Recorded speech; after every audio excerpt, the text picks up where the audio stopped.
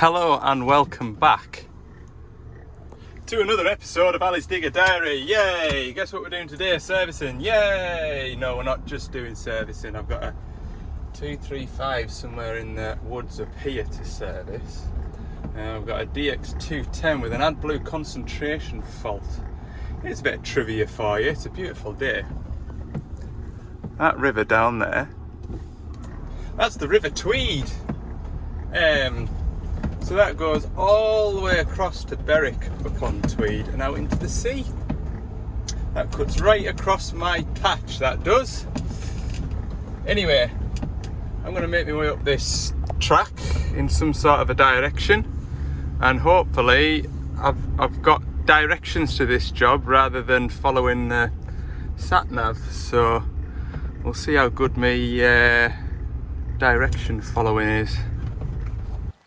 Another perfect day for working in. Sun's shining, it's dry, it's not too hot, and we're looking at something a bit different too. How cool's this? So this is a winch digger. Basically, when they're harvesting steep ground like this, they dangle themselves in a machine off the back of one of these. So apparently this is synced up to the machine that they use to harvest or collect the wood that's been felled. So as they drive down the hill, it allows this tether to go down with it, and then when they're coming back up the hill, it helps them along. Amazing bit of kit, and it's some conversion as well. So as you can see, the machine doesn't have a counterweight. It's got this extra bodywork, which, to be fair, they've done an amazing job building it, because let's see, none of this is standard, I don't think. Yeah, I'm pretty confident that all this will be homemade, purpose built right the way along here to carry the extra metalwork, because obviously the machine would normally stop about here. An amazing bit of kit, really is. So it's getting its annual service, so it's done 400 hours since it was last done, so it's going to get a 500 hour service. Obviously I'm doing the gear oil anyway, which is obviously fairly clean. It doesn't look it because that pot that I'm draining it into is dirty anyway. But look at the space in here. So on my 235 standard, I'd have a hatch in here like that. So everything would sort of stop here. Oh, it's marvellous. It really is. Anyway, that's not one of my filters, but I've got that one, that one, that one. Wonder where the pilot filter will be in here. Yeah, I'll need to undo them bolts and open this out. But there you go, something a bit different, some bit of kit. And then they can, so that they'll sit this on the side of the hill with that pointing down the hill, and then they'll scoop up a load of, they'll put the bucket into the ground fairly firm. And I think it's tethered that way to some heavy stumps. And then, yeah, the machine that it's supporting dangles off the edge of it. So that's how they extract timber off these steep hillsides, by an 18mm. I think that's an 18mm cable. Rather them than me anyway. Right, what sort of belly plates on this, because I need to obviously drain the engine oil out. That's just a little one there, and I'll take that one off there, and I'll drain the slew gearbox too. Lovely job. I lied to you. Pilot filter isn't in there. Hiding away down here. Didn't think you had to be in there for it. But I know on the standard 235s, that's a little devil to get at, to keep a tidy, keep everything tidy, if that makes sense. Keep an eye on the engine oil. Been running so I can feel how hot the drum is. It's probably about there, I think. I'll stop that in a minute or two, and then I can just walk away from it after that. I'll get that slew gearbox draining as well in a minute. Look at the framework up here as well. It's massive. It's impressive, like it is. Look at these. That's tied that all the way through here, all the way down to there. Look, unbelievable. Anyway, that is where the filler neck is for the slew gearbox, just there. Lovely. Right. Get this filler cap off here. There we go.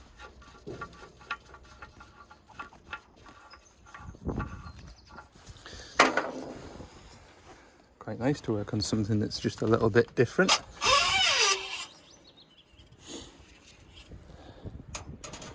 Right then, let's get some filters rattled on it. As I was changing the water and fuel filter, there's a bit of muck in there, and I spotted a bit of muck in the filter head itself, so I've given that a clean out, put it back together, bang it on the machine, put a new filter on it. It all collects behind this red rubber flap here, so when you're servicing machines with that style of filter head, it always pays just to have a look in there, because quite often that part there will block before the filter does, and you end up with the machine dying a death before its next service.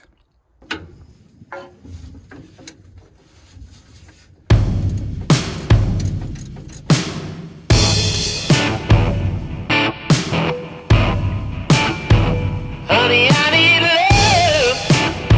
I need it all the time. Honey, I need love. Won't you make it right?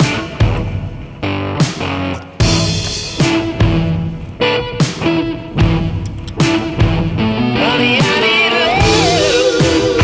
I need it all the time. Honey, I need love. Won't you make it right? Won't you make it right?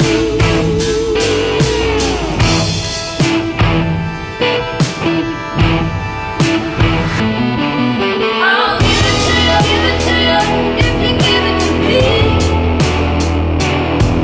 I'll give it to you if you give it to me. I'll give it to you if you give it to me. I'll give it to you if you give it to me.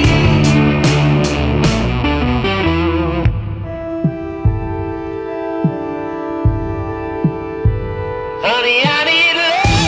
Okay, that's that service complete. I was going to film a little bit more, but I've been on my phone to a fella for the last half an hour, 40 minutes, trying to get him sorted over the phone. So, any road, I am back on the road, and I am heading for, where am I going? DX210 Adblue fault. So we'll go and have a look at that. I know what it is, but I'll show you anyway. Views on the way to the next job. Immense. Onwards. I'll give it to you if you give it to me. I'll give it to you if you give it to me. I'll give it to you if you give it to me. I'll give it to you if you give it to me. Adblue concentration problem. It will have cleared now, but it'll only come back, I can guarantee it. So, that there is the answer. We'll get that fitted. Okay, so I've put my laptop on it. The laptop is, or the machine thinks that the Adblue quality is 29%, which is concentration low. To bring the error code on, it has to be below 27, I think, percent urea. So anyway, it's just above the threshold for keeping the error code on, which is why we haven't got the error code. However, I've removed the Adblue quality sensor, level sensor. If I put this into here like this, you'll be able to see, hopefully, somewhere there. can see anyway that it's absolutely bang on there. Just about make that out. But it's absolutely bang on the Adblue in that. So the quality sensor isn't reading right. So I'll show you the quality sensor, which is here. So this is what's inside the tank. We've got 5 pipes technically. This one is the breather, which is here. Yeah, something like that. Yeah, I think that's the breather.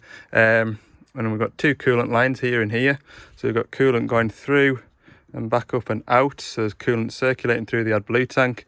Obviously Adblue will freeze below minus, well, same as water does freeze really. So when the tank temperature is below 5 degrees, coolant diverter valve opens and it allows coolant to circulate through the Adblue tank to bring the temperature up above 5 degrees, but not above, I don't think it allows it to go above 18 degrees, something like that. Then you've got your Adblue getting drawn out to your Adblue pump, and then you've got your returning Adblue coming back in here. That's how it works. You need a special tool, which I'll show you in a second. Down here is my new Adblue pump. Right, that's the new bit fitted. We'll jump in the cab now, put the ignition on and see if it knows that it's 33 or 32.5%, somewhere in that region. It should be 32. Should be 32, there or thereabouts. 31.97. That sensor in the van isn't reading the right stuff because I haven't drained the tank or anything. I've just put a new sensor in it. There we go, fixed it. Right, so now I've got that fixed, I'll show you the special tool that we use. So when this is sat in the tank, you have to turn it a slot like that to be able to lift it out, because it locks on these clips down here. And I think we got one special tool to do it, and realised what the special tool was essentially a bit of flat plate cut out to sit over there with a 1/2 inch socket on it. So yeah, they made us all one, and basically put that on there and then unscrew it.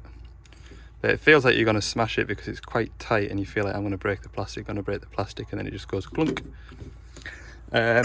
So this, like I said before, this reads the level as well as the quality, and I can't remember if I told you, but it's this piece down here that is the quality sensor, that bit there, and it's I think I'm right in saying that it's ultrasonic. Anyway, chuck that back in there and get packed up. Okay, believe it or not, it's 5:10 now. I've had a fair tour of the borders today, but I wanted to get all these jobs sorted out because I'd like to spend the day in Cumbria tomorrow doing a couple of bits and pieces that I've been sort of wanting to be among for a few days. So yeah, that marvellous views, look. Huh. Can't beat it. Right, homeward. I reckon it'll be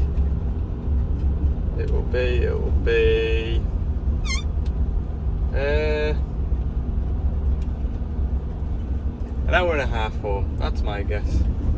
See you in the morning. Wednesday morning. Hello. It's sun shining, that's good. Sunglasses are on. Just at this DX210. The owner sent us a video of his demolition grab working, and basically when he closed the grab to grab something, let go of the thumb wheel, the grab was powering open. We've got this, what do they call this, a pile cropper, so it's working on the two-way, but fault isn't present at the minute, which is annoying, because it could either be, I noticed in the video that it didn't auto idle back down, so we've got a pilot feed going to the options spool, which is keeping the auto idle active. So it could either be the EPPR valve underneath the floor plate here, or it could be this joystick thumb wheel sticking. There's a bit of play in this, but at the moment when I look at the voltage to the right hand lever, And it's pretty, to be fair, it's sitting at 2600 as opposed to, well, the left hand lever is as well. Obviously we're dealing with millivolts, so it's quite sensitive. But yeah, it's fault isn't present at the moment, which is a bit annoying. I'm just going to keep working it and see if I can keep an eye on these voltages here and just make sure that it revs back down again, because if this is showing 2,500 millivolts and the machine doesn't auto idle back down, then it's got to be that valve down there leaking and putting a oil feed to the option spool.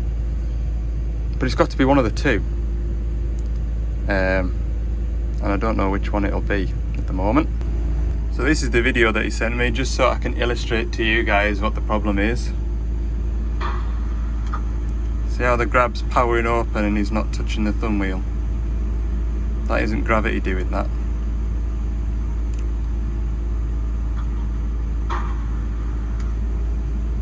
And then it's sort of fairly intermittent. As soon as he touches that thumb wheel again, it starts doing it. I'm tempted to go for this, but I just thought I'd visit the machine and just double check, because I just wanted to be sure. It's working perfectly at the moment, which is really, really annoying. And no matter if I put the pilot lever down, wobble this joystick about, doesn't seem to really affect the voltage on here.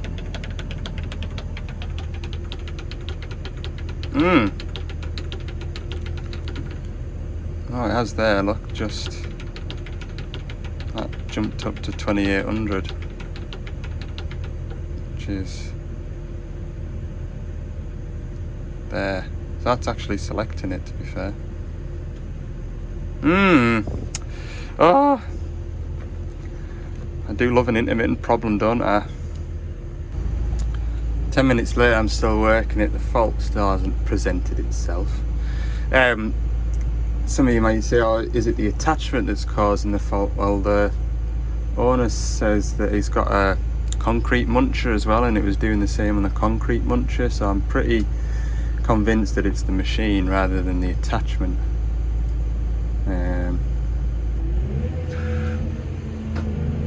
I just can't get it to do it, which is really annoying.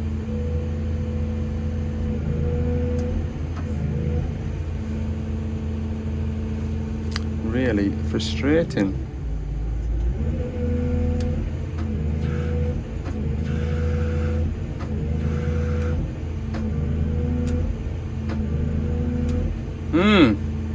Tell you what, those rams take some moving, because it doesn't half load the pumps up. 350 bar to move them, look. Hellfire. So what this, maybe I should tell you, what this does is once the concrete piles are put in, presume they dig out around them, and then this sort of like munches them down. So see those circular bollard type shaped things there? This thing will hover down over them and munch them like that, and all the concrete and stuff goes into a trailer. What am I going to do with this? It won't be a wasted journey, because I've got a gauge panel update to do on this machine as well. I am swaying towards the joystick handle rather than the EPPR valve under the cab. Okay, so I've spoken with the customer. He's gonna go into the service menu and monitor the right hand thumb wheel, because he said it has done it a couple of times with that cropper, but not enough for him to even get it to do it for me. So he's going to monitor the voltage to the thumb wheel for me and let us know in a week or so's time, and then we can get the right bits ordered, hopefully. I am more on the side of the joystick being at fault rather than the valve under the cab. That is my thought. Right, I'm going to head back through to Carlisle now and see what else there is to do, because that is pretty much me caught up. What a nice feeling. Lunchtime, and I was literally passing the road end to this quarry, and this is one of my shovels that needs the software update done on. So I'm just gonna call in and update this while I'm passing. We'll get this all up to date. So there's a little update on my day so far. It's been a great day. Toolbox hasn't been opened yet. Hi, I'm just on my 3 o'clocks, and I'm just giving the van a bit of a bottom out, a bit of a clean up, get all the muck out. I've pressure washed my waterproof boiler suit, so I really hope I'm not going to need that anytime soon, because it'll take a week to dry. Anyway, I picked up this letter envelope for us, thinking it was some parts or something, and I chucked it in my parts to use bin here. Anyways, I'm cleaning stuff out. I'm like, oh, what was in there? So this is a letter from Ian McLeod, I hope I'm saying that right. Got us this, which is for sort of opening up wiring looms, which is really, it's quite neat, that, isn't it? You could get in at the thing and then just slice up the way. So thanks, Ian. And then also some Stanley blades for a scraper like this, as you can see. This one's ready to go in the bin. So thanks very much, Ian, I really appreciate that. Don't expect anybody to send stuff out to us. Just you guys watching the videos and subscribing is more than enough support, but as and when you do, I really appreciate it, so thanks very much. Okay, as you can see, I've had a good spring clean. Look at that. Perfect. I am ready for summer. Hope you've enjoyed this. I think it's probably been a mid-length to short video, which some of you prefer anyway. So thanks for watching. If you have, let me know by clicking the like button. If you haven't already, I'd appreciate it if you subscribed. And yeah, in the next video, we're going to put a track guide on that 210 and then head straight up the road to Scotland. So stay tuned. See you in the next one.